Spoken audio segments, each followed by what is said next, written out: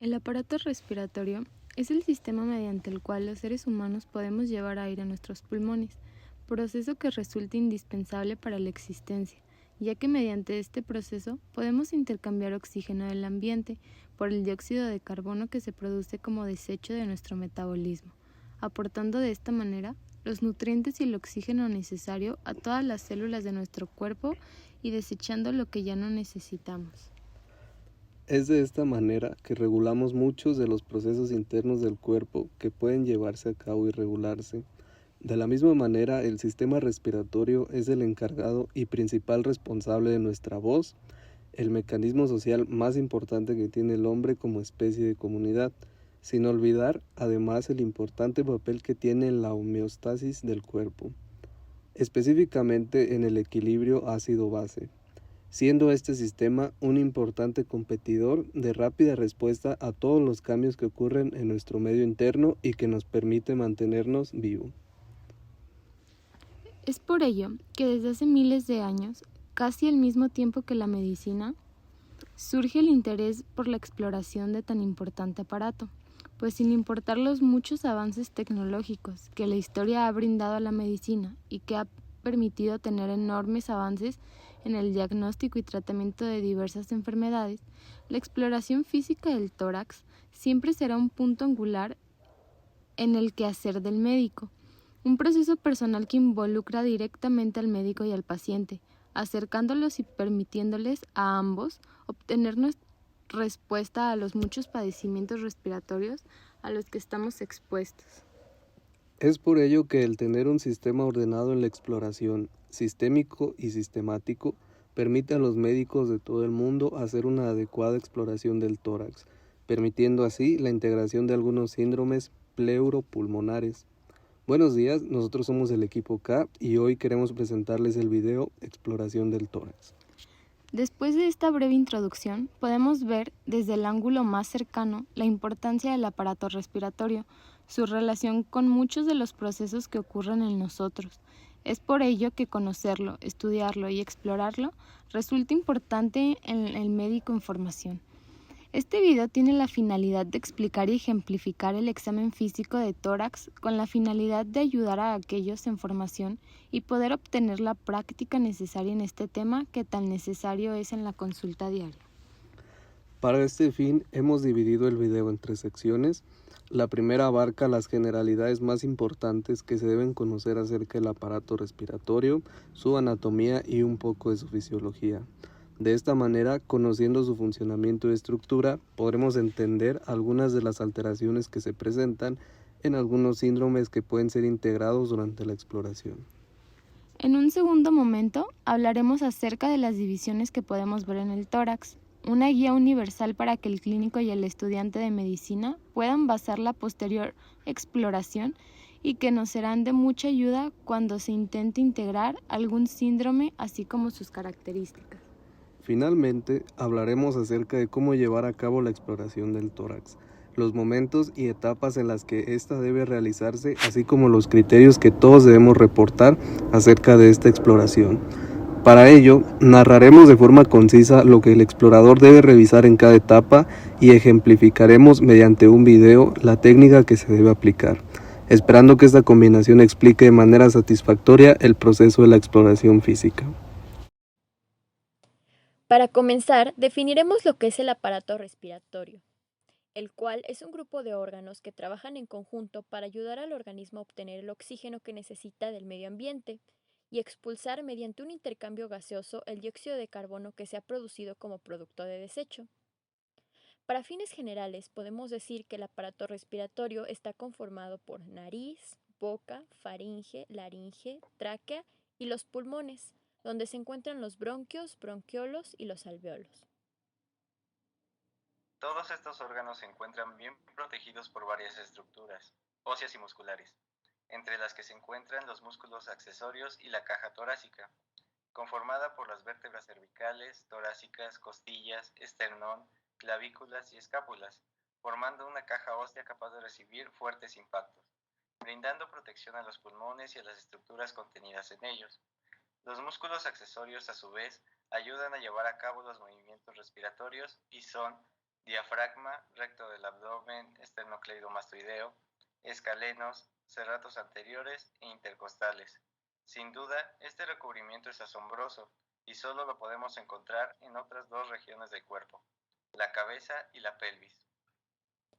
Si tomamos un sentido cefalocaudal, la primera estructura del aparato respiratorio es la nariz. Por ella podemos introducir el aire del medio externo a nuestro medio interno. El aire que entra pasa por esta estructura que lo acondiciona, calentándolo y humidificándolo. La nariz es además uno de los principales mecanismos de defensa de nuestro sistema respiratorio, en contra de agentes patógenos que intentan infectarnos, mediante sus sistemas de mucosa y vibrisas, impidiendo el paso de partículas mayores de 20 micras. El moco ayuda a atrapar mucho de estos organismos y en las condiciones adecuadas lo expulsa de sus senos paranasales. En este video no tomaremos a fondo la exploración o funcionamiento de la nariz, pero consideramos de relevancia mencionar algunas de las funciones que tiene dentro del sistema respiratorio. Pasando por las coanas, encontramos la faringe en sus tres divisiones, nasofaringe, orofaringe y traqueofaringe. La faringe es un conducto de paredes musculares y membranosas que comunican la vía aérea superior con la vía aérea inferior. Es además la única estructura del aparato respiratorio que tiene una comunicación con el aparato digestivo, pues en su extremo más proximal podemos ver la división que hace hacia el esófago y la vía digestiva, así como la laringe y la vía aérea inferior. Además, contribuye a la respiración y fonación, pues se comunica con las fosas nasales, la trompa de Eustaquio y la laringe. Enseguida encontramos la laringe, que es un conducto cartilaginoso que permite el paso del aire de la vía aérea inferior, como la tráquea y los pulmones. La laringe está formada por 9 cartílagos, 3 cartílagos pares, aritenoides, corniculados y cuneiformes, y 3 cartílagos impares, tiroideo, epiglotis y cricoides, que en su conjunto forman una estructura tubular que permite el paso del aire, ya que además contiene los sitios de inserción de los ligamentos vestibulares y vocales, comúnmente llamados cuerdas vocales falsas y verdaderas, respectivamente, y que permiten la emisión de sonidos articulados, lo que conocemos como voz. La tráquea es conocida como el conducto respiratorio de los vertebrados. Es una estructura cartilaginosa formada por anillos de este tejido, que empieza inferior a la laringe y que desciende por delante del esófago hasta la mitad del pecho, donde se bifurca formando los bronquios principales derecho e izquierdo en la estructura conocida como carina. Después de la tráquea encontramos los conocidos árboles bronquiales, que se forman a partir de 2 bronquios principales y se van ramificando en lobares y segmentarios. Este proceso de división concluye hasta la última estructura, el alveolo.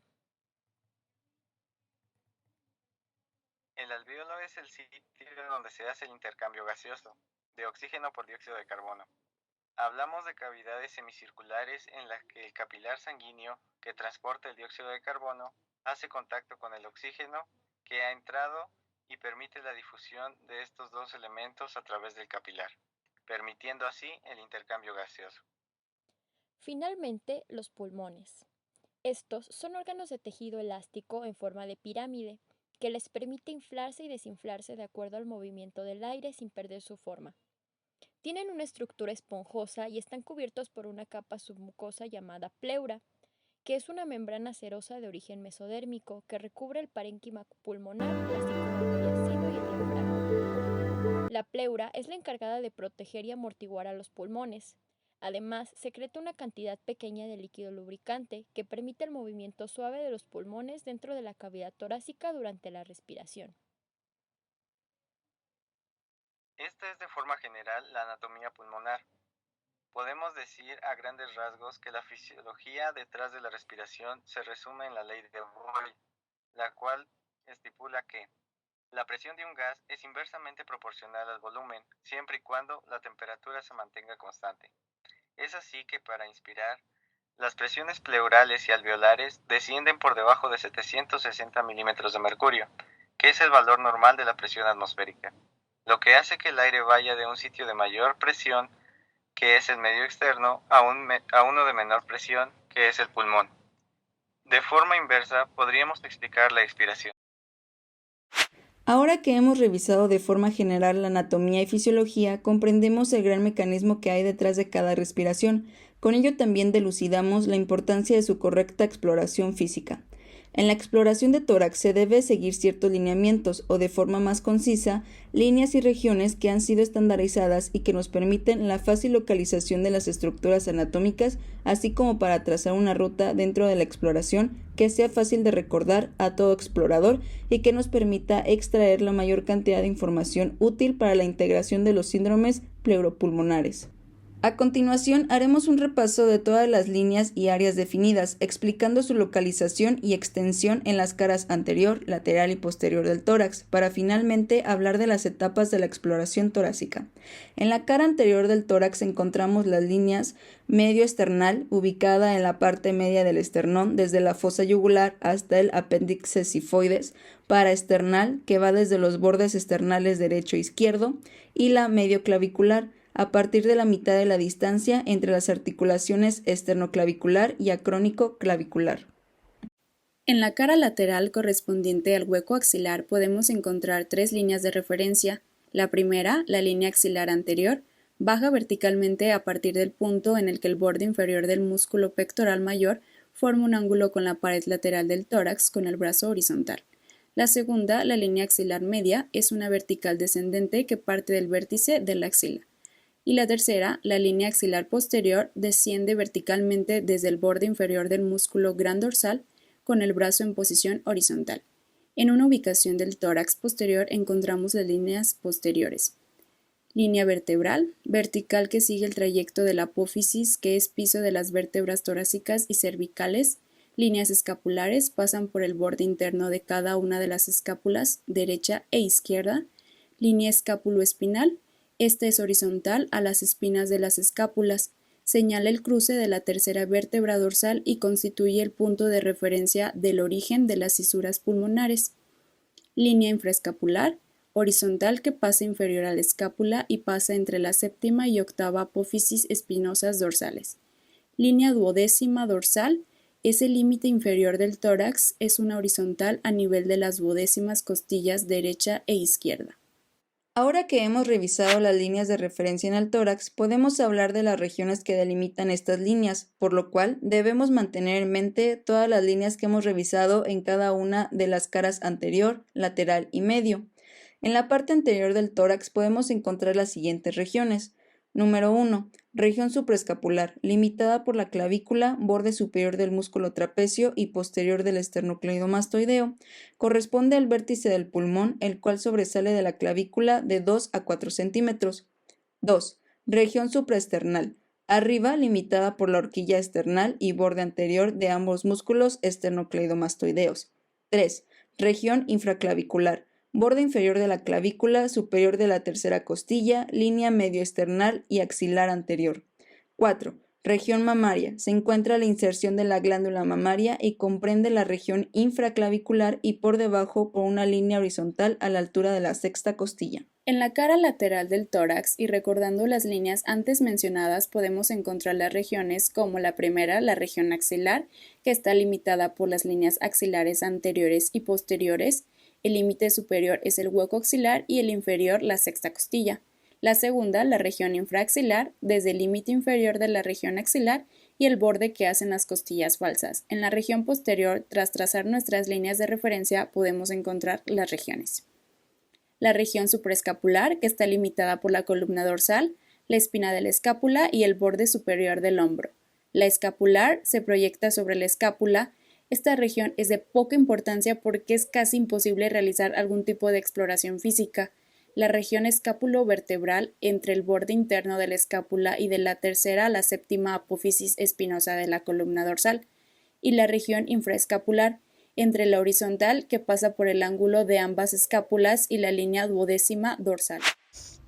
Ahora que hemos reconocido las líneas y regiones de referencia, podemos empezar a hablar acerca de la exploración física del tórax, que como en todas las regiones van a tener los mismos componentes, inspección, palpación, percusión y auscultación. Siguiendo este orden y para el cual debemos de manejarnos de manera sistémica y sistemática, con el objetivo de que todos los exploradores busquen lo mismo y orienten la exploración de la misma manera, buscando siempre obtener los datos pertinentes para la integración de un posible diagnóstico pleuropulmonar. En esta sección revisaremos las 4 etapas de la exploración del tórax, generalidades, así como especificidades de cada paso, ilustrándolo además en un video. Recordamos además mantener siempre el mismo orden en la exploración y el mismo sentido. Comencemos con la inspección. La inspección consiste en la observación cuidadosa y detallada de la superficie del tórax. De esta manera detectamos alteraciones de la forma, volumen, estado de la superficie y la movilidad. Podemos decir que la inspección es de 2 maneras. Inspección estática nos brinda información acerca del tórax, deformidades y alteraciones del estado de la superficie. Esto tomando en cuenta que el tórax normal es simétrico en forma y volumen y puede tener cierta variabilidad dependiendo de la edad y el sexo del sujeto. Por ejemplo, en la adolescencia el tórax se alarga y aplana. La adolescencia es la etapa en la que se marca la diferencia entre los sexos y determina el final de la configuración del tórax adulto. Se realiza preferentemente con el paciente sentado, tranquilo, con las manos en las piernas. Podemos ver un tórax longilíneo en el género femenino y en personas delgadas, provilíneo acortado en personas robustas y normilíneo en hombres. Por ejemplo, estos nos ayudan porque por medio de la inspección podemos identificar patologías como el tórax centonel que se presenta en pacientes con bronquitis crónica. En esta parte de la inspección nos es conveniente recordar que hay deformidades congénitas del tórax y adquiridas que nos pueden identificar patologías. Inspeccionamos también la dinámica pulmonar para evaluar características como los movimientos respiratorios en lo que se refiere a la frecuencia, ritmo, amplitud y simetría. La movilidad pulmonar evalúa la amplexación en sentido lateral y la amplexión en sentido anteroposterior. Y para el reporte clínico podemos decir si los movimientos se encuentran normales, disminuidos, abolidos o aumentados, recordando que estos movimientos también repercuten en el movimiento o frecuencia cardíaca. Este examen nos permite integrar y reportar algunos tipos de respiraciones. Podemos dividir la palpación en las caras anterior, posterior y lateral del tórax.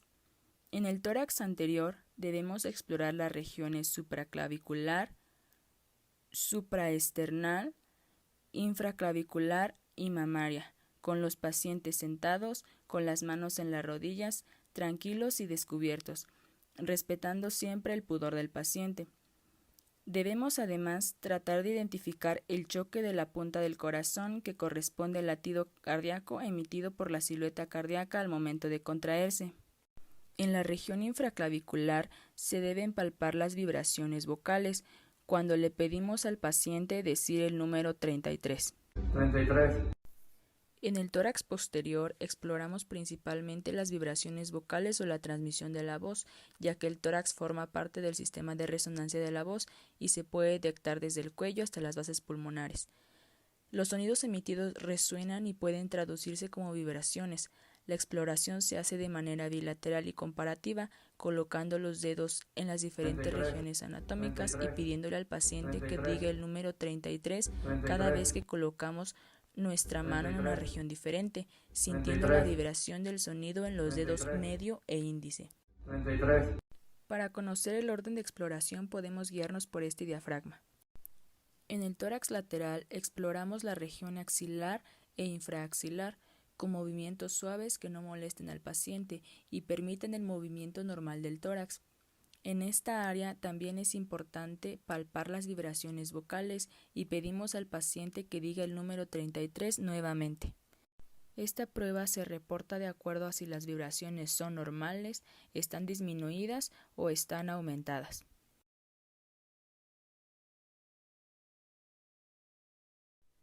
Percusión. En la percusión pulmonar mantenemos la misma postura de la exploración y evaluamos la sonoridad o la resonancia pulmonar. Puesto que es un espacio con aire, no debería haber ningún elemento, ya sea líquido o sólido, que obstruya el viaje de la sonoridad de una percusión. Para explorar esta etapa, el clínico coloca su mano no dominante en las regiones a explorar, siguiendo el mismo esquema que en la palpación para las caras anterior y posterior, colocando como referencia el dedo medio, que no debe ejercer una presión que limite el movimiento y que mantenga al resto de los dedos lejos del contacto con el tórax. Con la mano opuesta o dominante, el explorador usa su dedo medio para percutir o golpear de manera rítmica y simétrica el dedo medio contralateral que se encuentra apoyado, usando para el movimiento de este dedo únicamente la articulación metacarpofalángica. El reporte de la percusión en pulmones normales se refiere como claro pulmonar, submate cuando se detecta la colección de líquido y mate cuando hay sangre o algún sólido como un absceso o tumor. De igual forma, podemos explorar dos regiones grandes, el tórax anterior y posterior. En el tórax anterior, checamos la frecuencia y los ruidos cardíacos apoyándonos del uso de un estetoscopio, reportando así el número de latidos por minuto, si van en un ritmo adecuado, si hay arritmias o la presencia de ruidos agregados como soplos. Para ello llevamos el mismo orden que hemos visto en otras etapas de la exploración.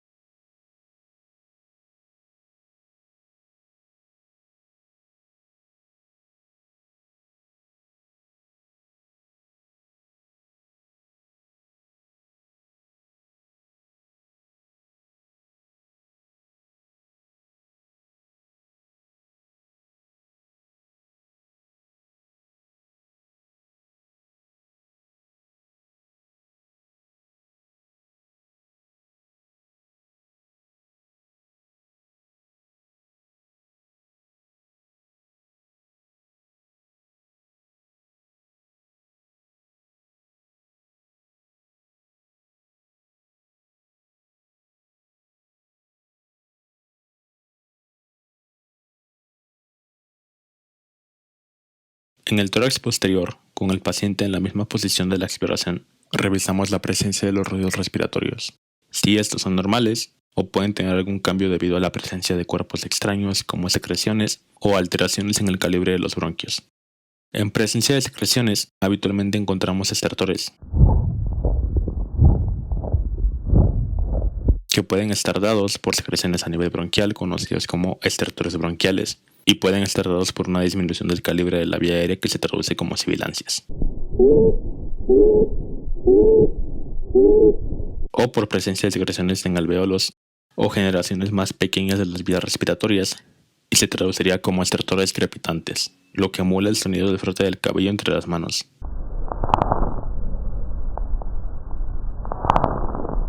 De esta última etapa de la exploración, la reportamos de acuerdo a si la inspiración se encuentra aumentada o disminuida, la expiración se encuentra aumentada o disminuida, si hay presencia de ruidos agregados y en caso de haberlos, definir cuáles. Es así como de manera sistemática y sistémica se realiza la exploración física del tórax.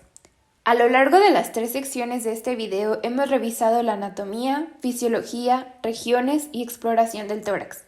Conocimientos de gran ayuda para el explorador o médico que busque integrar algún síndrome pulmonar. Nosotros somos el equipo K. Muchas gracias por acompañarnos.